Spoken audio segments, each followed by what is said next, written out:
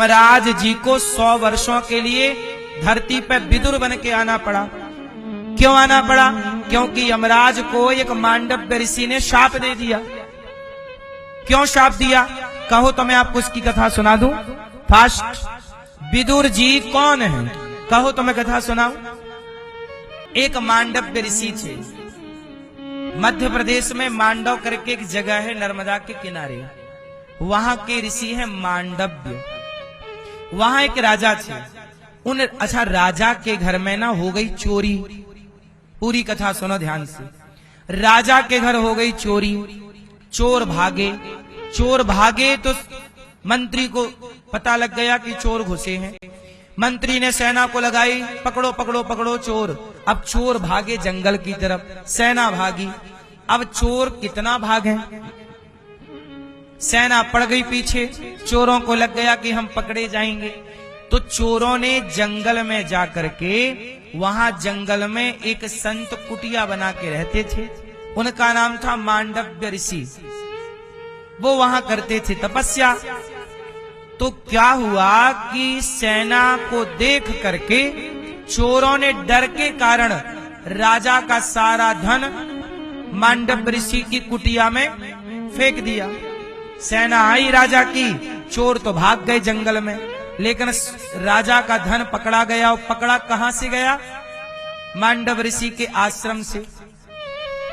अब मांडव ऋषि की कुटिया से जब धन पकड़ा गया, तो भैया सेना ने कहा, सेनापति ने कहा कि ये बाबा चोर है। ये हमारे से डर के मारे आंख बंद करके बैठ गया।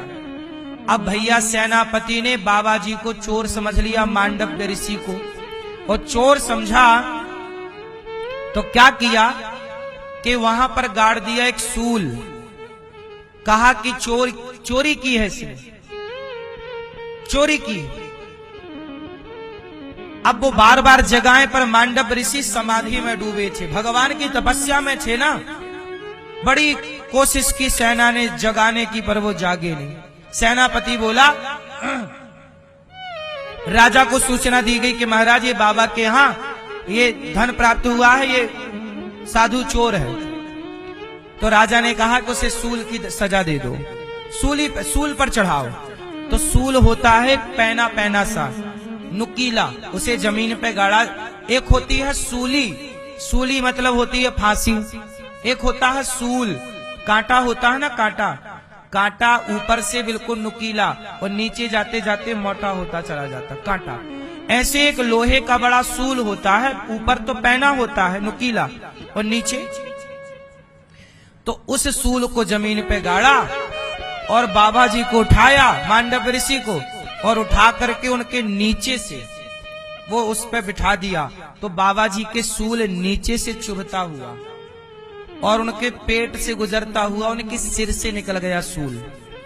चूंकि बाबा की समाधि पक्की थी, तपस्या सच्ची थी, तो बाबा जी सूल पर लटके रहे, पर बाबा जी मरे नहीं और उनकी तपस्या भी भंग नहीं हुई। अब जब तपस्या भंग नहीं हुई, मरे नहीं, तो सेना डर गई। सेना को लगा राम राम राम राम राम राम, ये साधु तो पक्का साधु है, हमसे बड़ा अपराध हो गया। सेना भागी, सेनापति भागे, राजा के दरबार में पहुंचे। अच्छा, अब बाबा जी लटके हैं। अच्छा, बाबा की समाधि भंग कैसे हुई, उसकी एक अलग कथा है। पर वो अलग कथा भंग की तो मैं आपको बाद में सुनाऊंगा।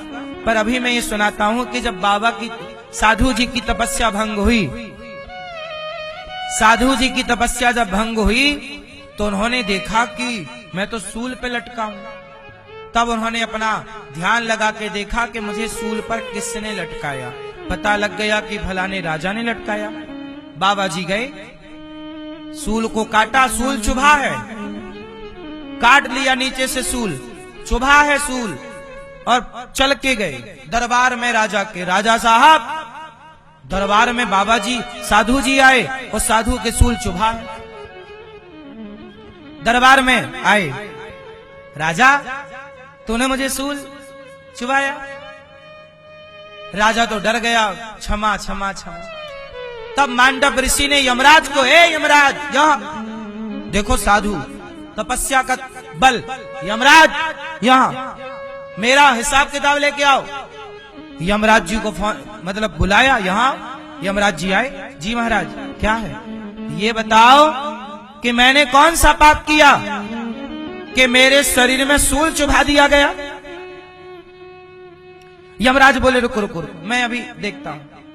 यमराज जी ने पूरा दस्तावेज निकाले, इनके पिछले जन्मों के क्या तुमने पाप किया होगा कि सूल तुम्हें चुभाया गया। हाँ हाँ हाँ महाराज, ये लिखा, ये क्या लिखा है, आपने पिछले किसी जन्म में एक तितली को, तितली उड़ी बस में चढ़ी, तितली जानते हो ना, एक तितली को पकड़कर तुमने उसको कांटा घुसा दिया था उसके पीछे से लेकर आगे तक।